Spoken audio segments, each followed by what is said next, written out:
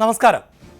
ബീഹാർ തെരഞ്ഞെടുപ്പുമായി ബന്ധപ്പെട്ട ചർച്ചകളും വാദപ്രതിവാദങ്ങളും തുടരുകയാണ്. ഒപ്പം അവകാശവാദങ്ങളും.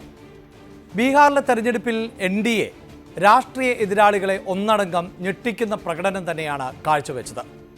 243 നിയമസഭാ സീറ്റുകൾ ഉള്ള ബീഹാറിൽ 202 സീറ്റുകളിൽ ആണ് NDA വിജയക്കൊടി പാറിച്ചത്. അതായത് മൃഗീയമായ ഭൂരിപക്ഷം. അതിൽ തന്നെ BJP 89 സീറ്റുകൾ നേടി. 2020 തെരഞ്ഞെടുപ്പിൽ 74 സീറ്റുകൾ നേടിയ BJP ഏറ്റവും വലിയ രണ്ടാമത്തെ ഒറ്റക്കക്ഷിയായിരുന്നു. എന്നാൽ ഇത്തവണ BJP ഏറ്റവും വലിയ ഒറ്റക്കക്ഷിയായി 89 സീറ്റുകൾ എന്ന വലിയ നേട്ടമാണ് കൈവരിച്ചത്. BJP ക്യാമ്പുകളെ പോലും അത്ഭുതപ്പെടുത്തുന്ന നേട്ടം എന്നാണ് മനസ്സിലാക്കാൻ സാധിച്ചത്. 70 സീറ്റുകൾ വരെ ആയിരുന്നു BJP വിജയപ്രതീക്ഷ പുലർത്തിയിരുന്നത്. അതാണ് 89ലേക്ക് എത്തിയത്. ഒരുപക്ഷെ മുന്നണിയുടെ വോട്ടുകൾ ഒന്നും ചോരാതെ വളരെ കൃത്യമായി തന്നെ പോൾ ചെയ്യപ്പെട്ടു എന്നതുകൊണ്ടാകാം ഈ നേട്ടത്തിലേക്ക് എത്തിയത്. JDUവിന് 85 സീറ്റുകളിലും വിജയക്കൊടി പാറിക്കാൻ സാധിച്ചു. സ്വാഭാവികമായും NDA ക്യാമ്പ് വലിയ ആഹ്ലാദത്തെ തന്നെയാണ്. BJPയുടെയും NDAയുടെയും വിജയം BJP നേതാക്കൾക്ക് വലിയ ആത്മവിശ്വാസമാണ് നൽകുകയും ചെയ്തത്. അതുകൊണ്ട് തന്നെ അവരുടെ പ്രതികരണങ്ങൾ ഇപ്പോഴും തുടർന്നുകൊണ്ടേ ഇരിക്കുകയാണ്. അതിനിടെയാണ് അസം മന്ത്രി അശോക് സിംഗാളിൻ്റെ വിജയാഘോഷ സന്ദേശം എക്സിൽ പങ്കിട്ടത് ഇപ്പോൾ വിവാദമായിരിക്കുന്നത്. ബീഹാർ ഗോപി കൃഷിക്ക് അംഗീകാരം നൽകുന്നു എന്ന കുറിപ്പോടെ കോളിഫ്ലവർ കൃഷിയുടെ ചിത്രം ആണ് മന്ത്രി പങ്കുവച്ചത്. ഗോപി കൃഷി എന്ന് പറയുമ്പോൾ കോളിഫ്ലവർ കൃഷി, ആ കൃഷിക്ക് പറ്റിയ മണ്ണായി ബീഹാർ മാറിയിരിക്കുന്നു എന്നതാണ് ഈ തെരഞ്ഞെടുപ്പ് വിജയവുമായി ബന്ധപ്പെട്ട് മന്ത്രി പറഞ്ഞു വയ്ക്കുന്നത്. അതിനെന്ത് എന്ന് ഒരുപക്ഷെ കാണുന്നവർക്കും കേൾക്കുന്നവർക്കും ഒക്കെ തോന്നാം. ആ പോസ്റ്റിനെ അങ്ങനെ നിഷ്കളങ്കം എന്ന് വിശേഷിപ്പിക്കാൻ സാധിക്കില്ല. ആ പോസ്റ്റ് കൃത്യമായ ചില സന്ദേശം ആണ് നൽകുന്നത്. അതാകട്ടെ മുസ്ലിം സമുദായത്തെ ഒന്നടങ്കം ആശങ്കപ്പെടുത്തുന്നതും കൂടിയാണ്. 1989 ബീഹാറിലെ ഭഗൽപൂർ കൂട്ടക്കൊലയെ പരാമർശിക്കുന്നതാണ് ഈ പോസ്റ്റ്. സ്വതന്ത്ര ഇന്ത്യ കണ്ട ഏറ്റവും വലിയ വർഗീയ ലഹളയായിരുന്നു ഭഗൽപൂരിൽ അന്ന് നടന്നത്. ഹിന്ദു മുസ്ലിം വിഭാഗങ്ങൾ തമ്മിലുണ്ടായ കലാപത്തിൽ 1000-ലധികം ആളുകൾ ആണ് കൊല്ലപ്പെട്ടത്. 800-ലധികം ആളുകളെ കാണാതായി എന്നാണ് റിപ്പോർട്ടുകൾ. ഈ കലാപത്തിൻ്റെ ഭാഗമായി ലൊഗൈൻ ഗ്രാമത്തിൽ 116 മുസ്ലിങ്ങൾ കൊല്ലപ്പെടുകയുണ്ടായി. ഇവരെ തെളിവുകൾ മറയ്ക്കുന്നതിനു വേണ്ടി പ്രദേശത്ത് ഒരുമിച്ച് കുഴിച്ചിടുകയാണ് ചെയ്തത്. ഒപ്പം ആ കുഴിച്ചിട്ട പ്രദേശത്ത് മണ്ണിനു മുകളിൽ കോളിഫ്ലവർ, ക്യാബേജ് തൈകൾ നട്ടുപിടിപ്പിക്കുകയും ചെയ്തു. ഇതിനെ സൂചിപ്പിക്കുന്ന പോസ്റ്റാണ് മന്ത്രി പങ്കുവച്ചിട്ടുള്ളത്. എന്തായാലും മന്ത്രിയുടെ പോസ്റ്റിനെതിരെ വ്യാപകമായ പ്രതിഷേധം ആണ് ഇപ്പോൾ ഉയരുന്നത്. മാന്യമല്ലാത്തതും ലജ്ജാകരവുമായ പരാമർശം മന്ത്രി നടത്തുന്നു എന്നാണ് പൊതുവെ ഉയരുന്ന വിമർശനങ്ങൾ. 1989 ഭഗൽപൂർ കലാപത്തിനിടെ 116 മുസ്ലിങ്ങളെ കൊന്ന് കോളിഫ്ലവർ തോട്ടങ്ങൾക്കിടയിൽ മൃതദേഹങ്ങൾ ഒളിപ്പിച്ച ലൊഗൈൻ കൂട്ടക്കൊലയുമായി ഈ ചിത്രം ബന്ധപ്പെട്ടിരിക്കുന്നു എന്ന് കോൺഗ്രസ് നേതാവ് ഗൗരവ് ഗൊഗോയ് വിമർശിക്കുന്നു. ഇത്തരമൊരു ദുരന്തത്തെ ഈ രീതിയിൽ ഓർമ്മിപ്പിക്കുന്നത് പൊതുജീവിതത്തിൽ ചിലർ എത്രത്തോളം അധപ്പതിച്ചു എന്നതിൻ്റെ തെളിവാണ്. ഈ മാനസികാവസ്ഥയെ അസം മുഖ്യമന്ത്രി ഹിമന്ത ബിശ്വ ശർമ്മ പ്രോത്സാഹിപ്പിക്കുകയാണ്. മുഖ്യമന്ത്രിക്ക് ന്യൂനപക്ഷങ്ങളോട് വെറുപ്പാണ്. അടുത്ത വർഷം അസമിലെ ജനങ്ങൾ ഈ വെറുപ്പിൻ്റെ ഭരണം അവസാനിപ്പിക്കും എന്നും ഗൊഗോയ് പറയുന്നു.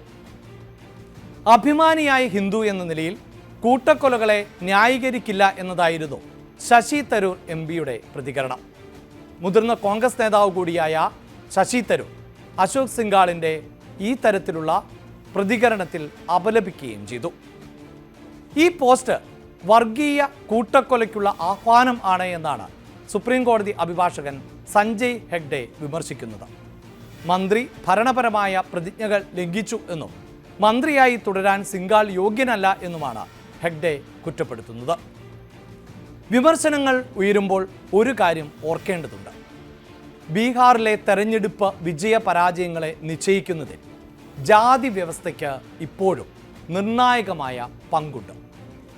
RJD നയിച്ച മഹാസഖ്യത്തിന് മുസ്ലിം യാദവ വോട്ട്, JDUവിന് യാദവരിൽ ഒരു വിഭാഗത്തിൻ്റെയും യാദവ ഇതര വിഭാഗങ്ങളുടെയും അതിപിന്നോക്ക വിഭാഗങ്ങളുടെയും മഹാദളിതുകളുടെയും വോട്ട്, BJPക്ക് ഹിന്ദു വിഭാഗത്തിൻ്റെയും യാദവ ഇതര പിന്നാക്ക വിഭാഗങ്ങളുടെയും ദളിത് വിഭാഗങ്ങളുടെയും വോട്ട്.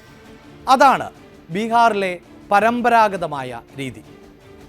എന്നാൽ ഈ പരമ്പരാഗതമായുള്ള ജാതി സമവാക്യങ്ങളെ മാറ്റിമറിച്ചതായിരുന്നു ഇത്തവണത്തെ തെരഞ്ഞെടുപ്പ് ഫലം എന്ന് കണക്കുകൾ പരിശോധിക്കുമ്പോൾ വ്യക്തമാണ്. NDA സഖ്യം പരമ്പരാഗത വോട്ട് ബാങ്ക് നിലനിർത്തുക മാത്രമല്ല, ഒപ്പം മറ്റ് സമുദായങ്ങളിലേക്ക് കടന്നു കയറുകയും ചെയ്തു. അതായത് ഇന്നലകളിൽ വോട്ട് ലഭിക്കാതിരുന്ന സമുദായത്തിൽപ്പെട്ടവർ ഇത്തവണ NDAക്ക് അനുകൂലമായി വോട്ട് ചെയ്തു.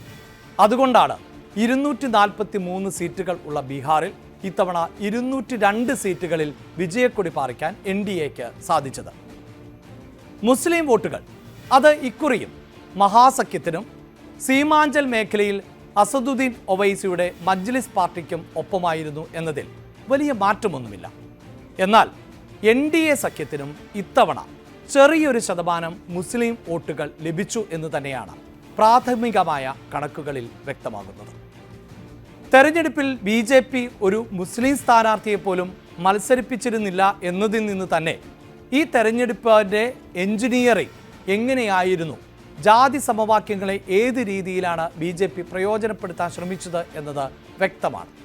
മാത്രവുമല്ല, NDA സഖ്യം മൊത്തത്തിൽ പരിശോധിച്ചാലും ആകെ 7 സ്ഥാനാർത്ഥികൾ മാത്രമാണ് മുസ്ലിം വിഭാഗത്തിൽ നിന്നും ഉണ്ടായിരുന്നത്. അതിൽ നിന്ന് തന്നെ ന്യൂനപക്ഷ മേഖലകളിൽ അടക്കം ഹിന്ദു വോട്ടുകൾ ഏകീകരിക്കുക എന്നതായിരുന്നു BJPയും NDAയും ഒരു പരിധിവരെ ലക്ഷ്യം വെച്ചത് എന്നത് ഉറപ്പാണ്. സീമാഞ്ചൽ മേഖല അത് മുസ്ലിം വിഭാഗത്തിന് ഏറ്റവും സ്വാധീനമുള്ള മേഖലയാണ്. അവിടെ പ്രശാന്ത് കിഷോറിൻ്റെ ജൻ സുരാജ് പാർട്ടിയും മുസ്ലിം വോട്ടുകൾ നേടിയിട്ടുണ്ട് എന്ന് ഇപ്പോഴത്തെ കണക്കുകളിൽ വ്യക്തമാകുന്നുണ്ട്. ബീഹാർ ജനസംഖ്യയുടെ 17.7% വരുന്ന മുസ്ലിം സമുദായത്തെ മഹാസഖ്യവും വേണ്ടത്ര പരിഗണിച്ചില്ല എന്ന ആക്ഷേപം നിലനിൽക്കുന്നുണ്ട്. ഇത്തരത്തിൽ ബീഹാറിലെ മുസ്ലിം വിഭാഗങ്ങൾ രാഷ്ട്രീയ പാർട്ടികളിൽ നിന്ന് അവഗണന നേരിടുന്നു എന്ന ഒരു പ്രതീതി മുസ്ലിം സമുദായത്തിൽപ്പെട്ട ബഹുഭൂരിപക്ഷം വരുന്ന ആളുകൾക്കും ഉണ്ട്. അങ്ങനെയുള്ള ഒരു പശ്ചാത്തലത്തിൽ പോലും ഒരു പരിധിവരെ മുസ്ലിം വോട്ടുകൾ NDAക്കും BJPക്കും ലഭിച്ചു എന്നുള്ളിടത്താണ് അശോക് സിംഗാളിൻ്റെ ഈ പോസ്റ്റ് കൂടുതൽ ചർച്ചയായി മാറുന്നത്. അതുമാത്രവുമല്ല, കേരളമടക്കമുള്ള സംസ്ഥാനങ്ങളിൽ നിയമസഭാ തെരഞ്ഞെടുപ്പുകൾ ആസന്നമായിരിക്കുന്ന സാഹചര്യമുണ്ട്. കേരളമടക്കമുള്ള സംസ്ഥാനങ്ങളിൽ BJP കൂടുതൽ വോട്ടുകൾ നേടുവാൻ ശ്രമിച്ചുകൊണ്ടേയിരിക്കുകയാണ്. അതിൻ്റെ ഭാഗമായി തന്നെ മുസ്ലിം വിഭാഗത്തെ ചേർത്ത് നിർത്തുന്ന പല പദ്ധതികളുമായി BJP മുന്നോട്ട് പോവുകയും ചെയ്യുന്നുണ്ട്. ഇതിനിടെയാണ് മുസ്ലിം സമുദായത്തെ ഒന്നടങ്കം ആശങ്കപ്പെടുത്തുന്ന ഇത്തരം ചില പരാമർശങ്ങളും BJP നേതാക്കളുടെ ഭാഗത്തു നിന്നും ഉണ്ടാകുന്നു.